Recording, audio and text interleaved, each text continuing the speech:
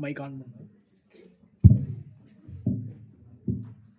ஐந்து கரத்தனை யானை முகத்தனை இந்தின் இளம் பிறை போலுமையிற்றனை நந்தி மகந்தனை ஞான கொழுந்தினை குந்தியில் வைத்தடி போற்றுகின்றேனே. புழியர்கோன் வெப்பொழித்த புகழியர்கோன் கடல் போற்றி ஆழிமிசை கல்மிதப்பில் அணைந்த பிரான் அடி போற்றி வாழி திருநாவலூர் வந்தொண்டர் பதம் போற்றி ஊழிமலி திருவாத ஊர திருத்தால் போற்றி போற்றி தொல்லையரும் பிறவி சுடும் தலை நீக்கி அல்லல் அறுத்து ஆனந்தமாக்கியதே எல்லை மறுவான் எரியலிக்கும் வாதபூரியம் கோன் திருவாசகம் என்னும் தேன் உலகெல்லாம் உணர்ந்து ஓதற்கரியவன் நில உலாவிய நீர் மலிவேணியன் அழகில் சோதியன் அம்பலத்தாடுவான் மலர்ச்சிலம்படி வாழ்த்தி வணங்குவான். கடந்த 2 வருஷமா எல்லாருக்கும் வணக்கம். வந்ததுக்கு ரொம்ப நன்றி. 2 வருஷமா நம்ம பெரிய புராணம் திருத்தொண்டர் புராணம் பார்த்துட்டு வரோம். நமக்கு சுந்தரமூர்த்தி நாயனார் அருளி தந்த திருத்தொண்ட தொகையை விரித்து சேக்கிழார் பெருமான் கொடுத்த பெரிய புராணம். அதில் தில்லைவாழ் சருக்கம் முதல் சருக்கமான தில்லைவாழ் அந்தனர்த்தம் அடியார்க்கும் அடியேன் திருநீலகண்டத்து குயவனார்க்கடியேன் இல்லையே எண்ணாத இயற்பகைக்கடியேன் இளையாந்தன் குடிமாறன் அடியார்க்கும் அடியேன் வெல்லுமா மிக வல்ல மெய்ப்பொருளுக்கடியேன் விரை பொழில் சூழ் குன்றையார் விரண்மிண்டற்கடியேன் அல்லி மென் முல்ல எந்தார் அமர்நீதிக்கடியேன் ஆரூரன் ஆரூரில் அம்மான காலை. முதல் சருக்கத்துல 7 நாயன்மார் சரித்திரம் பார்த்தோம். 2வது சருக்கமான இலைமலிந்த சருக்கத்துல இலைமலிந்த வேல்நம் எரிபத்த கடியேன்,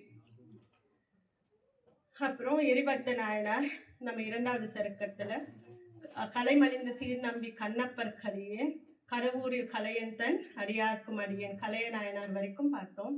இப்போ நாம இன்னைக்கு இறை அருளால அடுத்து வர அந்த 3 நாயன்மார்களோட சரித்திரமும் பார்க்கலாம்னு இருக்கோம்.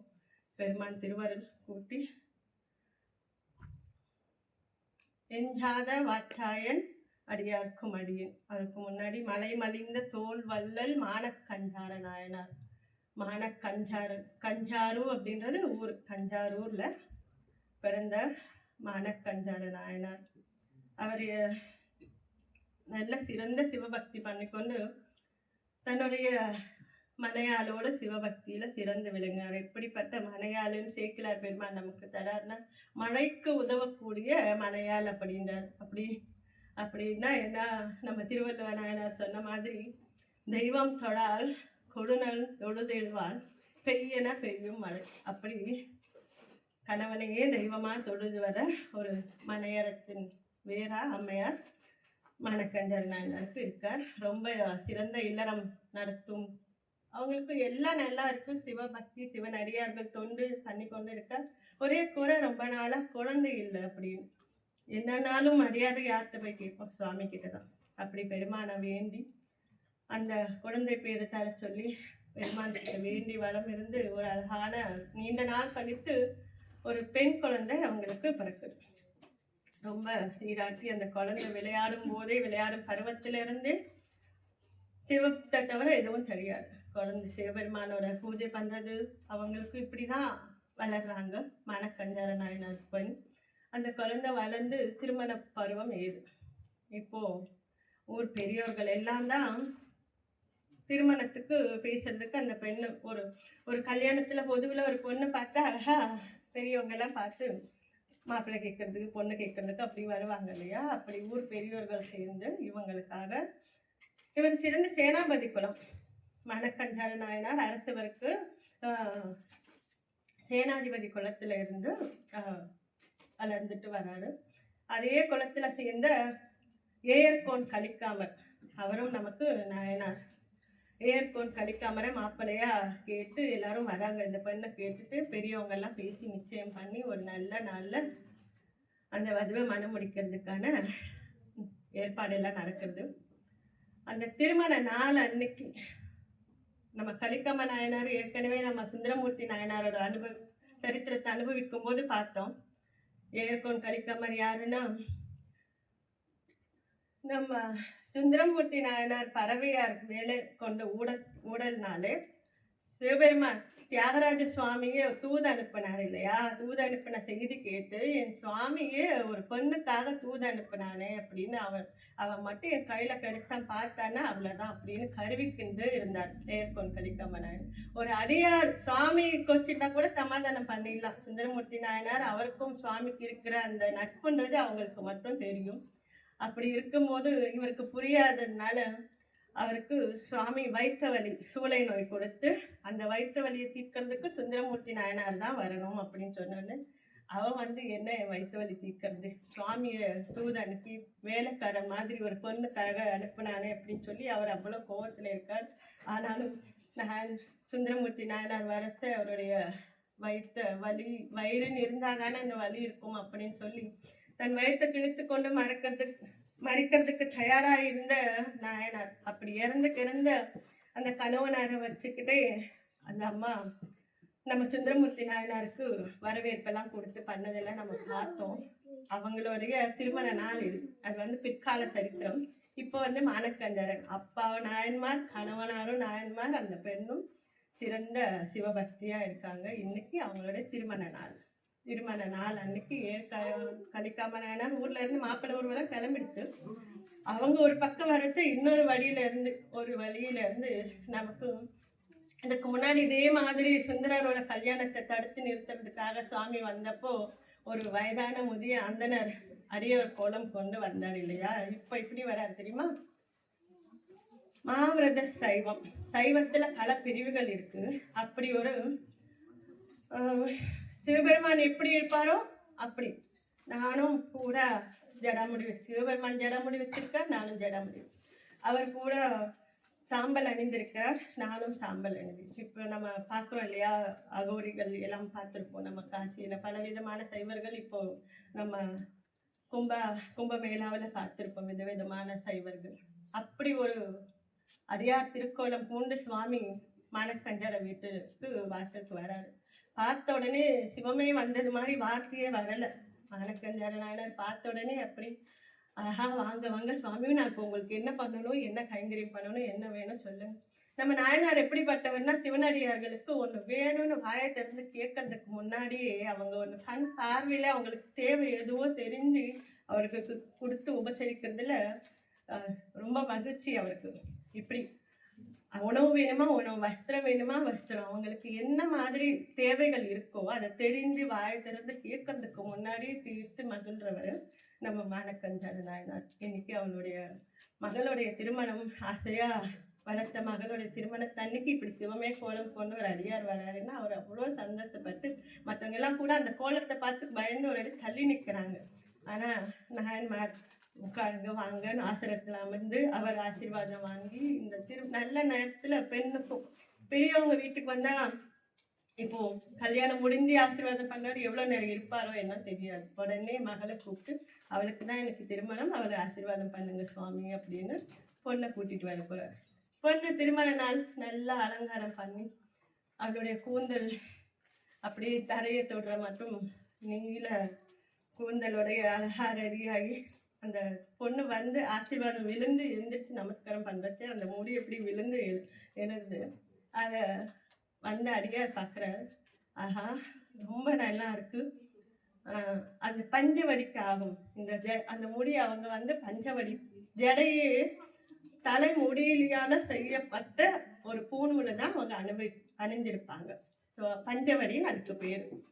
அந்த பெண்ணுடைய கூந்தல் பஞ்சவடிக்காகும் அப்படின்னு ரொம்ப அழகா இருக்கேன்னு வர்ணிச்சுதான் சொன்னார்.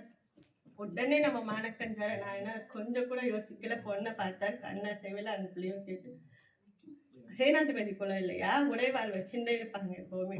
வாழை எடுத்து கல்யாணத்தன்னைக்கு பொண்ணுடைய கூந்தலை அறுத்து அவர் கேட்டதுதான் தாமதம் அறுத்து கையில கொடுத்துட்டார். யாரும் செய்ய துணியாத இந்த காரியத்தை அமங்கலமான காரியம்னு எல்லாம் நினைப்போம் பெண்கள் தலைமுறை. இப்போ நம்ம சுவாமிக்கு முடி இருக்கிறது எல்லாம் செய்யறோம்னா ஒரு எஞ்சான் உடம்புக்கு தலையே பிரதானம். அந்த சிரசு ஒரு உயிர் பலி கொடுக்கறது, தன்னையே தன்னை தாழ்த்திக்கிறது, அவமானப்படுத்திக்கிறது, சம்திங் நம்மளுடைய ஆணவத்தை அழிக்கிறதுக்கு அந்த அலங்காரமான அந்த முடியை நம்ம சுவாமிக்கு கொடுக்கும்போது ஆணவம் குறையும்ன்றது தாற்பயம். அந்த வேலையிலும் பெண்ணுடைய திருமணத்தன்னைக்கு மங்களகரமான காரியம் இன்னும் சற்று நேரத்துல நடக்க போறது. அந்த நேரத்துல அவர் செய்ய துணிந்த அந்த விதத்துக்கு சுவாமி அந்த அடியவர் உடனே அங்க மறைஞ்சி ரிஷபாரூடனா காட்சி தந்து என்ன வேலை செய்ய துணிந்த உன்னுடைய அன்புக்கு மெச்சணும் அப்படின்னு சொல்லி அவரு கையோட தன்னோட அடியார கைலாசத்துக்கு கூட்டிட்டு போனார். அந்த பெண்ணுடைய கூந்தல் திரும்ப வளர்ந்தது. மாப்பிள்ளை ஊர்வலமா வந்த அடியாரும் நமக்கு ஏற்றம் கழிக்காம நேரம் வாசலுக்கு வந்துட்டார். ஐயோ, இந்த பொண்ணுடைய முடி யாரோ அடியார் வந்தானம்மா கேட்டானா முடி வெட்டி கொடுத்தாங்க. 1க்கு 10 எல்லாம் பரவுது. ஆனா அவர் எதையும் காதுல வாங்கிக்கல. சிவபெருமானே வந்தார்.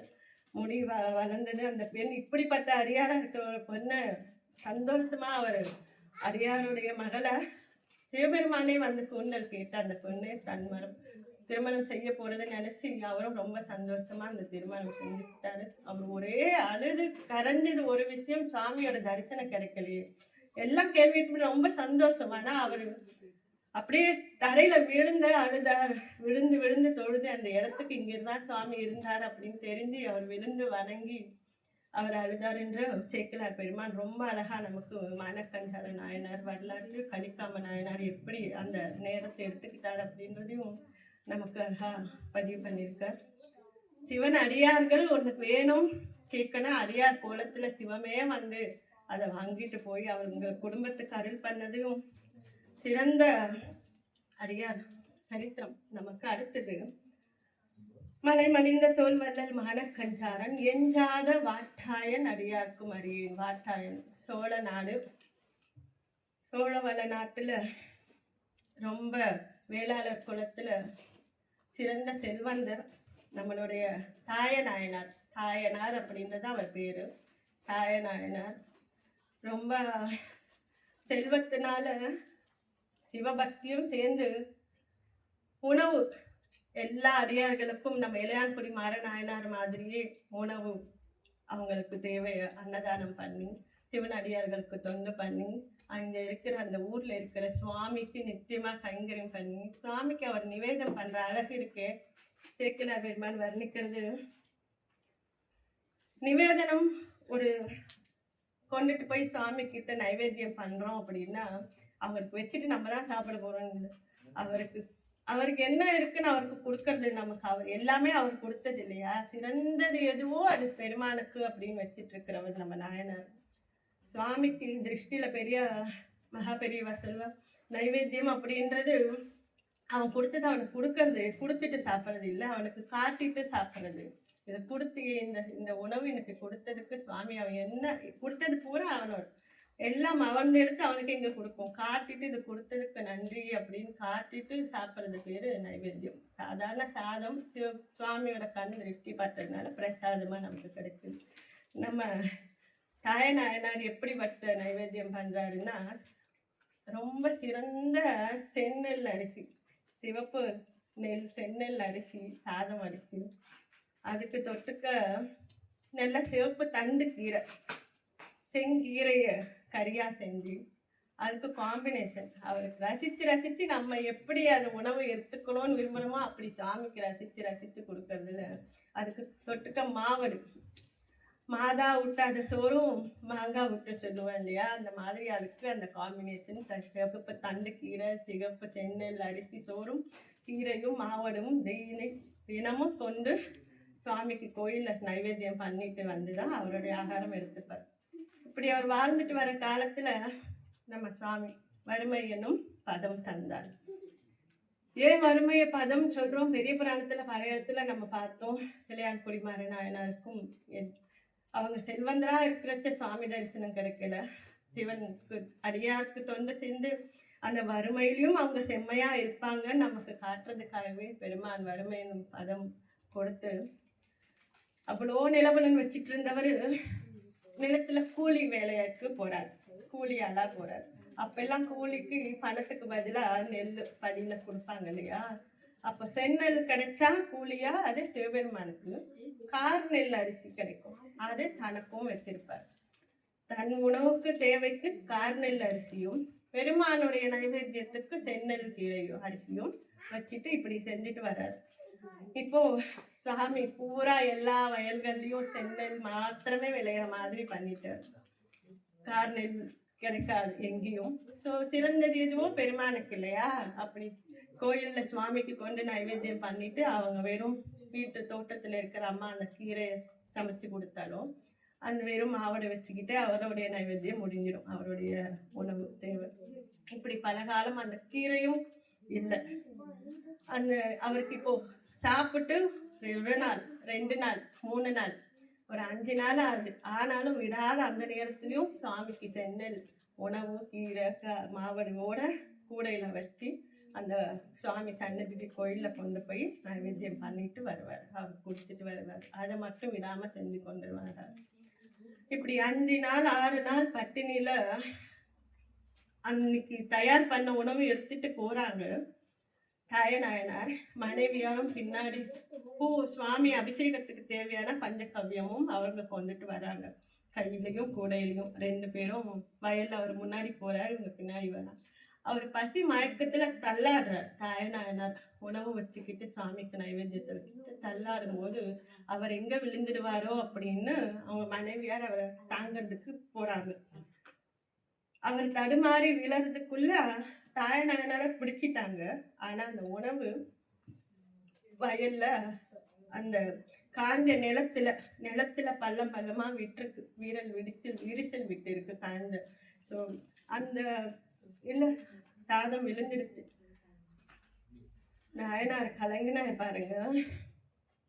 ஒரு சுவாமிக்கு இன்னைக்கு நைவேத்தியம் பண்ண முடியாத அளவுக்கு நான் பாவி ஆயிட்டேனே, எனக்கு என் பெருமானுக்கு இன்னைக்கு உணவு என்னால தடுபட்டு போச்சு அப்படின்னு சொல்லி அதை தாங்க முடியாம நெல்லு கதிர் அரிப்பாங்க இல்லையா, அரிவாள், அந்த கதிர் அரிவாள் வளைவா இருக்கும், அதை இடுப்புல செல்விட்டு இருந்ததை வச்சு அவர் செல்வம் இழந்தப்ப கூட மரணிக்கணும் தோணலை. ஒருவேளை சுவாமிக்கு என்னால உணவு கொடுக்க முடியல, நான் ஏன் உயிரோட இருக்கணும்னு சொல்லி தன் கழுத்தை தானே அறுத்து அது ரத்தம் கொட்டி அது நிற்கிற நேரத்துல பூமி பிளவுல இருந்து ஒரு கை வந்து அவருடைய கைய பிடிச்சிட்டான். அம்பாளுடைய வலையறிந்த கரம், என் பெருமான் நீ சாகாதே, உணவு கீழே விழல, நான் சாப்பிட்டேன், வேணா பாரு நான் மாவடு கடிக்கிறேன் அப்படின்ற அந்த சத்தத்தை பூமி பிளவுல இருந்து சுவாமி விட்டேல் விட்டேல் அப்படின்னு அந்த சப்தத்தை எழுப்பி நாயனாருக்கு கேட்கும்படியா நான் சாப்பிட்டேன், நீ மறிக்காது அப்படின்னு சொல்லி அங்க கையை பிடிச்சு நிறுத்தினது இல்லாம ரிஷபாரூடனா சுவாமி அம்மையப்பரா காட்சி கொடுத்து எவ்வளோ வேலை செய்ய துணிந்த உன்னுடைய இந்த பக்திக்கு அன்புக்கு நான் கையோட 2 பேரையும் கைலாசத்துக்கு சுவாமி முக்தி கொடுத்து சிவகதியை கொடுத்து தன்னோட எப்பவுமே இருக்கிற அந்த பாக்கியத்தை கொடுத்து நம்ம நாயன்மார் வரிசையிலையும் அவரை வச்சு போற்றும்படியா நம்ம சுவாமிக்கு கொடுக்குறோம். வீட்டுல நம்மளால முடிஞ்சதுன்னா விளக்கு ஏற்றுறதுக்கும் விலை கம்மியான எண்ணெய் இப்படி இல்லாம எது சிறந்ததோ எது உயர்ந்ததோ அதுதான் பெருமானுக்கு கொடுக்கணும் அப்படின்றத நம்ம அறிவார் தாயநாயனார் அறிவால் தன் ஊட்டியை அறிங்க போன ஒரு வேளை உணவு சிந்திச்சேன்னு சொல்லி தன்னுடைய அறிவாளால ஊட்டி அறிய போனதுனால அறிவார் தாயநாயனார் அப்படின்னு நமக்கு சேர்க்கிறார். ரொம்ப அழகா அவர் ரொம்ப விரிவா அந்த பாடல்கள்ல வர்ணிக்கிறது அவ்வளோ நல்லா இருக்கும். நம்ம இப்போ புனல் மங்கை ஆனாயர்க்கடியே நம்ம இந்த 2ஆம் சருக்கத்திலோட கடைசி நாயனார் ஆனாய நாயனார். ஆயர்குலம் பேர்லயே தெரியுது, ஆயர்குலம் யாதவ குலத்துல. அவங்க ஊர் எங்க இருக்குன்னா திருமங்கலம். இப்போ மதுரை கிட்ட இருக்கிற அந்த திருமங்கலம் இல்லை, இது சேரநாடு, நம்மளுடைய பரசுராம சேஸ்திரத்துல இருக்கிற அங்கே இருக்கிற திருமங்கலம். மங்களமான ஊர்ல மலைநாட்டுல மங்கள ஊர்ல அவதாரம் பண்ணின நம்மளுடைய ஆனாயர் யாதவ குலத்துல மாடு மேய்க்கிற ஒரு வம்சத்துல அந்த உயர்ந்த அந்த குலத்துல பகவான் அவதாரம் பண்ண அந்த குலத்துல பிறந்து பசு கூட்டத்தை ஆணிரையை மேய்த்தாலும் அவர்கள் சிவன் அடியார் கோலத்தை பூண்டு இருப்பார். நம்ம நாயன்மார் வரிசையிலே எல்லாரையும் அப்படியே பார்க்கணும், ஒருத்தர் மட்டும் அப்படியே காலை மடிச்சிட்டு கையில புல்லாங்குழல் வச்சுட்டு கண்ணனாட்டம் நிற்பார். நாயனார் அவர் அவ்வளோ பெரிய நிறைய பசு செல்வம். செல்வம் அப்படின்னாலே ஆனிரை கூட்டம். ஆனிரை பூவினுக்கு அருங்கலம் பொங்கு தாமரை, ஆவினுக்கு அருங்கலம் அரணஞ்சாடுதல், கோவினுக்கு அரங்கலம் கோட்டம் இல்லது, நாவினுக்கு அருங்கலம் நமச்சிவாயவே. இந்த பதிகத்துல நமக்கு எம்பெருமான் திருஞான சம்பந்தமூர்த்தி நாயனார் நமக்கு சொல்ல வர்றது என்னன்னா, அந்த ஒரு பூவுக்கு அருங்கலம் எப்படின்னா அதோடைய பூத்த அந்த தாமரை மாதிரி அந்த வாசம் இருக்கிற அந்த தாமரை, அதே மாதிரி ஆவினுக்கு பசுமாட்டுக்கு என்ன ஒரு லட்சணம் அப்படின்னா, சிவபெருமானுக்கு உண்டான அந்த பஞ்ச கவ்யம், அபிஷேகத்துக்கு தேவையான பஞ்ச கவ்யத்தை கொடுக்கறது அதுக்கான அதோட தர்மம். பசு பால், தயிர், வெண்ணெய், நெய், கோமயம் அப்படின்னு 5 பஞ்ச கவ்யத்தை சிவபெருமானுடைய அபிஷேகத்துக்கு தேவையான கொடுக்குற அந்த ஆணிரை கூட்டத்தை அதுதான் செல்வம்னு சொல்லுவாங்க. நம்ம செல்வம் எவ்வளோ இருக்கு, எத்தனை மாடுகள் இருக்கோ அவ்வளோதான் அவ்வளோ செல்வம் இருக்கு அப்படின்னு. அந்த பசுன் செல்வம் நிறைய நிரம்பி வழிந்த நம்ம ஆனாயர் அவருடைய மாடுகள் மட்டும் இல்லை, எல்லாருடைய பசு கூட்டமும் அவர் மேய்க்கிறதுக்கான மேய்ச்சலை கூட்டிட்டு போவார். அது ரொம்ப தூரம் போயிடாம இருக்கிறதுக்கு, அது பின்னாடியே போறதுக்கு என்ன பண்ணுவார்னா உட்காந்து புல்லாங்குழல் வாசிச்சுட்டு இருப்பார் மரத்தடியில. அந்த புல்லாங்குழல் ஓசை எவ்வளவு கொஞ்ச நேரம் முன்னாடி நம்ம அனுபவிச்சோம் குழல் இசையை. அந்த குழல் இசை எவ்வளவு தூரத்துக்கு கேட்குமோ அந்த கேட்கிற மட்டும்தான் அந்த பசு கூட்டம் மேயும். அதை தாண்டி போச்சுன்னா குழல் இசை கேட்காது அப்படின்னு கேட்கறது. அவங்களுக்கு ரொம்ப அது பசு கூட்டத்தை மேய்க்கிறதுக்கு அது ஒரு கோபாலன் சொல்லி கொடுத்த அந்த இசை. அதை வாசிச்சுட்டு இருக்கார். எப்படி வாசிப்பாராமா, அந்த இசை தர்மத்துக்கு அதுக்கு உண்டான லட்சணத்துல நாவினுக்கு அருங்கலம் நமச்சிவாயவே, நான் படைத்த எல்லா உயிர்களுக்கும் அருங்கலம். இது நமக்கு திருநாவுக்கரச பெருமானும் பஞ்சாட்சர பதிகத்துல சொல்லியிருப்பார். நான் படைத்த அனைவருக்கும் நமச்சிவாயவே. அந்த 5 எழுத்த குழல்ல வாசிப்பார். ஆனா ஐயர் எப்படி வாசிப்பார்னா பஞ்சாட்சர நமச்சிவாய அப்படின்ற அந்த மந்திரத்தை குழலோசையில அவர் இசைப்பார். இப்படி இசைச்சிட்டு இருக்கும்போது அன்னைக்கு காலையில இப்படியே பசு கூட்டம் மேய்க்கிறதுக்கு வரார். ரொம்ப ரம்யமா எல்லா உயிரினங்களும் சந்தோஷமா அதோட வேலை பார்த்துட்டு இருக்கும்போது அவர் வரும்போது இன்னைக்கு கூட்டத்தை மேய்க்க ஒரு கொன்றை மரத்தை பார்க்கிறார். அந்த கொன்றை மரம் ஒரு சிவன் அடியார்களுக்கு அந்த கொன்றை பூவை புஷ்பத்தை பார்த்தாலே இது சுவாமிக்கு கொன்றை புஷ்பம், இது சிவபெருமானுக்கு கொடுத்தா நல்லா இருக்கும். நம்மளுடைய ராமகிருஷ்ண பரமஹம்சர் அவருடைய அப்பாவை பத்தி பேசும்போதும் அவர் சொல்வார், அவரோட அப்பா எப்படி நம்ம ஊர்ல இருந்து ராமகிருஷ்ணரை பார்க்கறதுக்கு வந்துட்டே இருக்கும்போது கொன்றை மரத்துல பூவை பார்த்த உடனே ஆஹா இது சுவாமிக்கு பூஜைக்கு நல்லா இருக்குமே அப்படின்னு அது சொன்ன உடனே அது போய் பறிச்சுட்டு திரும்ப இப்படி வர வேண்டியோ திரும்ப வீட்டுக்கு போய் சொன்னோம் இல்லையா, அதை அன்னைக்கே செஞ்சு ஆகணும் அப்படின்னு சொல்லி உடனே வீட்டுக்கு போய் திரும்ப அப்படி சிவபூஜை முடிச்சுட்டு மறுபடியும் கிளம்பி வரும். அப்படி அவர் சிவபூஜை பண்றதா பரமஹம்சர் பதிவு பண்ணியிருப்பார் நமக்கு அமுத மொழிகள்ல. இங்க நமக்கு கொன்றை மரத்தை பார்த்த உடனே அன்னைக்கு ஆனாயருக்கு நல்ல நெத்தில விபூதி இருப்பார், கழுத்துல ருத்ராட்சம் தரிச்சுருப்பார், சிவ கோலத்தோடையே அவர் இருப்பார். அன்னைக்கு அந்த கொன்றை மரத்தை பார்த்த உடனே அந்த மரம் அவருக்கு சுவாமிக்கு பூஜை பண்ணணும்னு தோணலை, இந்த மரமே சிவமா தெரிந்தது. அந்த மரத்தை பார்த்தபடிக்கே உட்கார்ந்து அன்னைக்கு குழல் ஓசையில அவரு ரொம்ப இனிமையா அன்னைக்கு பஞ்சாட்சரம் அவர் வாசிக்க ஆரம்பிச்ச உடனே மரத்தையே சிவமா நினைச்சு கண்ணை மூடி ரசிச்சுட்டு அவர் வாசிக்கிறது எப்படி இருந்துதான் அந்த மாடு எல்லாம் புல்லு மென்றதை மறந்து அப்படியே நிறுத்திடுச்சோம். நின்ற பொருள் அசையும் அசையும் பொருள் நிற்கும் அப்படின்ற மாதிரி மாடு மறந்து அது சாப்பிடணும் மெல்லணும், வாயில வச்சிருந்த புல்ல மெல்லணும்னு கூட மறந்து அப்படியே அந்த குழலிசை அனுபவிக்குதான். எல்லா உயிரினங்களும் தன்னுடைய சுபாவத்தை மறந்து மான்கள் நெருங்கி வந்து இருக்கான். மான் பக்கத்துல காட்டு விலங்கு புலி வந்திருக்கான். புலியும் பார்த்து மானும் பதறல, பசுவும் பதறல. அப்படி ஒரு மயில் நிக்குது, அதோடைய தோகை விரிச்சு ஆடணுமா கார்காலமா இருக்குன்னு அவனுடைய வேலை மறந்து அது மயில் நிக்குது, மயில் கழுத்தை சுத்திக்கிட்டு பாம்பும் பார்க்குதான். ஸோ யாருக்கு கண்டா யாருக்கு ஆகாதோ எல்லாரும் அவங்க அவங்களுடைய சுபாவத்தை மறந்து அப்படியே அந்த இசையில லயத்துல அந்த ஓம் நம சிவாய அப்படின்னு அந்த வார்த்தை குழலோசையில அவர் வாசிக்கிற அந்த இனிமைய எல்லா இடத்துலயும் பரவி எல்லா உயிர்களும் அதனால அந்த அகத்தினை பட்டு அப்படியே மயங்கி பெருமாள் எந்த மரத்தை பார்த்து அவர் வாசிச்சுட்டு இருந்தாரோ அந்த மரத்துல இருந்தே சுவாமி தோன்றி ஆனாயிர இங்க வாசிக்காத வாசிக்கிச்சுட்டே அப்படியே வா போவோம் கைலாசத்துக்குன்னு கையோட அவர் கூட்டிட்டு போய் முத்தி மோட்சத்துக்கு வழிகாட்டினார். நம்ம செய்யற தொழில் எதுவோ வேலை எதுவோ எல்லா இடத்துலயும் அந்த பெருமானுடைய சிவ சிந்தனையோட சுவாமி இதை நமக்கு கொடுத்திருக்காரு. அந்த சிந்தனையோட செய்யும் போது அதுவே ஒரு பூஜை தான், அதுவே ஒரு வழிபாடு. தனியா ஒரு வழிபாடு நம்ம பண்ணணும்னு அவசியம் இல்லை. என்ன செய்யறோமோ அந்த தொழிலையும் சிவத்தை நினைச்சிட்டு அவர் அப்படி ஆனாயர் குழலோசையில பஞ்சாட்சரத்தை 5 எழுத்தை ஓதி நமக்கு சிவனடிக்கு சேர்ந்தார். இதுதான் அந்த 2வது சர்க்கத்தோட 3 நாயன்மார்களுடைய இன்னைக்கு வரலாறு. இந்த வரலாறெல்லாம் கேட்டோம் நம்ம எல்லாம் என்னன்னா, திருவாரூர் தியாகராஜ பெருமானுக்கு ஆரூரன் அம்மானுக்கு ஆலை, அவனுக்கு அடியாருக்கு தொண்டருக்கு ஆளாவும் சொல்லி சுந்தர பெருமானுடைய வாக்கு. திருச்சிற்றம்பலம். தென்னாடுடைய சிவனே போற்றி,